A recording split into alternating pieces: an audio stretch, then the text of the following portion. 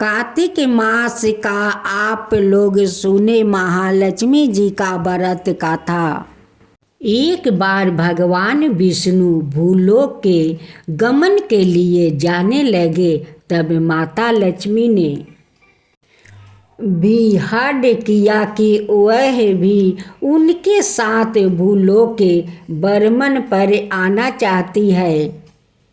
भगवान विष्णु के बहुत समझाने पर भी माता लक्ष्मी नहीं मानी और साथ जाने की जिद करने लगी। तब भगवान विष्णु ने कहा कि मैं आपको एक शर्त पर साथ ले जा सकती हूँ। माता लक्ष्मी मन ही मन खुश हुई कि चलो सरस से ही सही भगवान के साथ जाने का अवसर तो मिला। माता लक्ष्मी ने कहा कि मुझे सारी शर्त मंजूर है। तब भगवान विष्णु ने कहा कि मैं जो कहूँ जैसा कहूँ वैसा ही करना होगा। और फिर दोनों धरती पर आकर विचरण करने लगे। एक जगह आकर भगवान विष्णु ने कहा कि मैं दक्षिण दिशा की ओर जा रहा हूँ, आपको यहीं पर रुक कर मेरा इंतजार करना होगा। ऐसा बोलकर भगवान विष्णु दक्षिण दिशा की ओर चले गए। अब माता लक्ष्मी को जिज्ञासा हुई कि दक्षिण दिशा की ओर ऐसा क्या है जो भगवान मुझे अपने साथ लेकर नहीं गए।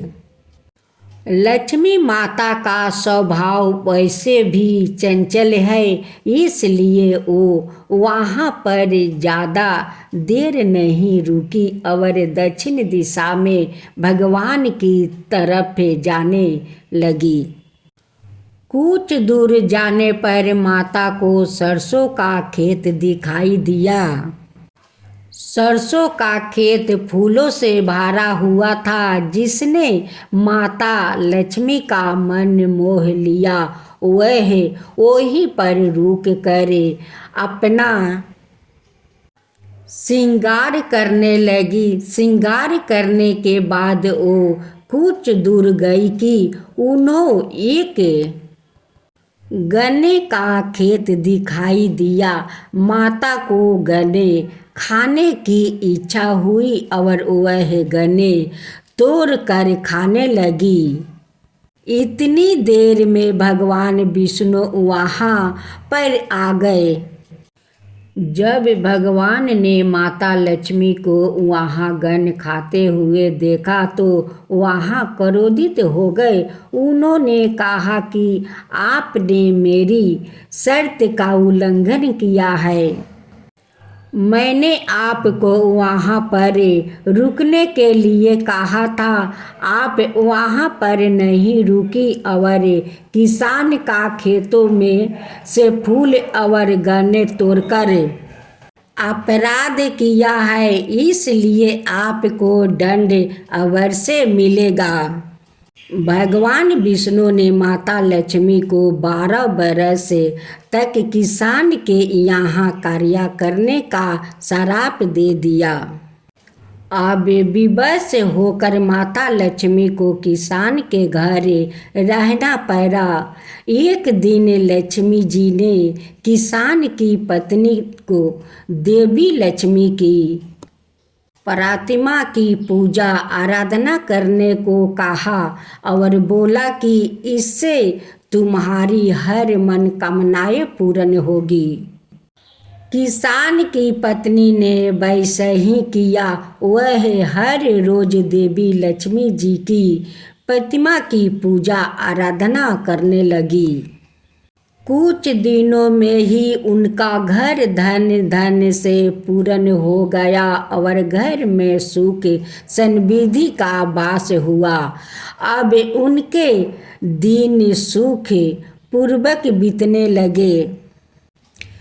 धीरे धीरे 12 बरस का समय व्यतीत हो गया। जब भगवान विष्णु माता लक्ष्मी को लेने के लिए आए तो किसान की पत्नी लक्ष्मी जी के पैर में गिर गई और उन्हों आपस से ना जाने का आग्रह करने लगी। इस पर लक्ष्मी जी ने कहा कि यदि वह कार्तिक मास के कृष्णा पक्ष की तेरस के दिन विधि पूर्वक मेरी पूजा करो तो वह उसके घर से कभी नहीं जाएगी। वह एक कलश या किसी पत्र की स्थापना करे और उसमें कुछ धन रखे। किसान ने माता लक्ष्मी के बताए अनुसार पूजा करे कलश की स्थापना की और किसान के घर सुख समृद्धि रहने लगी और घर धन धन से पूर्ण हो गया। हे माँ लक्ष्मी, जैसे आपने किसान पर कृपा की वैसे सब पर करना। महालक्ष्मी व्रत कथा सुनने वालों को, कहने वालों को और हुंकार भरने वालों पर करना। ओम जय लक्ष्मी माता मैया, जय लक्ष्मी माता। ओम जय लक्ष्मी माता मैया, जय लक्ष्मी माता। तुम कौन सिद्धि निधावते हर विष्णु दाता। ओम जय लक्ष्मी माता। उमा राम बरामिनी तुम ही जग माता। सूर्य चंद्रमा धावत नारद ऋषि गाता। जय लक्ष्मी माता। दुर्गा रूप निरंजनी सुख सनपति दाता। जो कोई तुमको धावत रिद्धि सिद्धि धन पाता। तुम पाताल निवासिनी तुम ही सुविदाता। कर्म प्रभाव प्रकाशनी भवानी दिखता राता। जिस घर में तुम रहती तह सब 10 गुण आता। सब संभव हो जाता मन नहीं घबराता। तुम बिना जग ना होते बस्तर हो पाता। खान पीना व्यवभाव सब तुमसे ही आता। ओम जय लक्ष्मी माता। शुभ गुण मंदिर सुंदर शिरोधानी जाता। रत्न चतुर्दशी तुम बिन कोई नहीं पाता। ओम जय लक्ष्मी माता।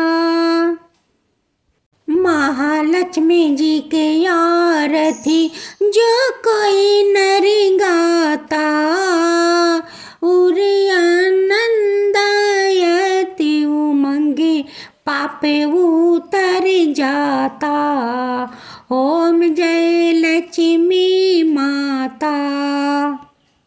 अब सुने आशा माता की कथा। एक आस लिए था, वह जुआ खेला करता था और वह हारे या जीते पर ब्राह्मण को जिमाता था। एक दिन उसकी भाभी बोली कि तुम तो हारो या जीतो दोनों पर ब्राह्मण जिमाते हो। ऐसे कब तक चलेगा? और उसे घर से निकाल दिया। वह घर से निकलकर शहर में चला गया और आशा माता की पूजा करने लगा। सारे शहर में खबर फैल गई कि एक जुए का बहुत अच्छा खिलाड़ी आया है। यह सुनकर उससे राजा खेलने आया। राजा जुए में सारा राजपाट हार गया। अब वह राजा बन गया और राज करने लगा। भाभीियों के घर में अन्न की कमी पड़ गई, इसलिए वह उसे ढूंढने निकल गई और सब शहर पहुंच गए। वहाँ उन्होंने सुना कि एक आदमी जुए में राजा से जीत गया। तब वह उसे देखने के लिए गए। वहाँ उसकी माँ ने उससे कहा कि मेरा बेटा भी यही पर जुआ खेलता है। हमने उसको घर से निकाल दिया था। वह बोला, माताजी, मैं ही तुम्हारा बेटा हूँ। तुम्हारी कहानी तुम्हारे साथ, मेरी कहानी मेरे साथ। उन लोगों ने अपने देश से जाकर आशा माता का उज्जमन करवा दिया और सुख से राज्य करने लगा। हे आशा माता, जैसे आस लिया राजा को राजपाट दिया, वैसे सबको देना। अब सुने कुबेर भगवान की कथा। भगवान कुबेर पूर्व जन्म में एक गुणनिधि नाम के गरीब ब्राह्मण थे। बचपन में उन्होंने अपने पिता से धर्मशास्त्र की शिक्षा ली, लेकिन गलत संगत में आने के कारण उन्होंने जुआ खेलने और चोरी की लत लग गई। गुणनिधि की इन हरकतों से परेशान होकर उनके पिता ने उन्होंने घर से बाहर निकाल दिया। घर से निकालने जाने के बाद उनकी हालत दयनीय हो गई और वह लोग के घर जाकर भोजन मांगने लगे। एक दिन गुणनिधि भोजन की तलाश में गांव-गांव भटक रहे थे, लेकिन उन्हें उस दिन किसी ने भोजन नहीं दिया। इसके बाद गुणनिधि भूखे और प्यास से परेशान हो गए। भूखे और प्यास के कारण गुणनिधि भटकते भटकते जंगल की ओर निकल पड़े।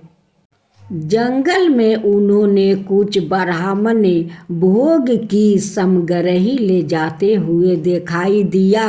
भूख की सामग्री को देखे गुणनिधि की भूख और भी ज्यादा बढ़ गई और खाने के लालच में वह ब्राह्मणों के पीछे पीछे चल दिया।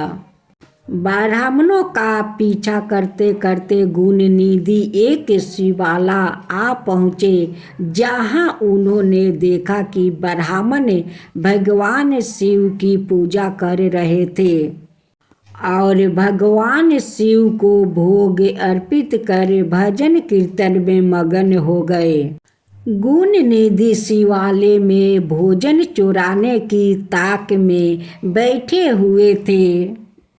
उन्हें भोजन चुराने का मौका रात में मिला, जब भजन कीर्तन समाप्त कर सभी ब्राह्मणों सो गए थे।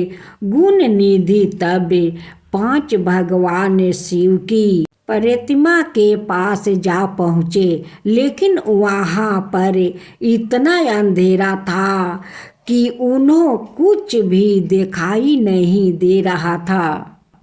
इसलिए उन्होंने एक दीपक जलाया, लेकिन वह दीपक हवा के कारण बुझ गया और वह क्रम बार बार चलता रहा।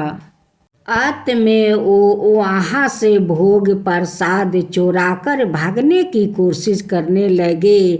भागते समय एक ब्राह्मण ने उन्हें देख लिया और चोर चोर चिल्लाने लगा।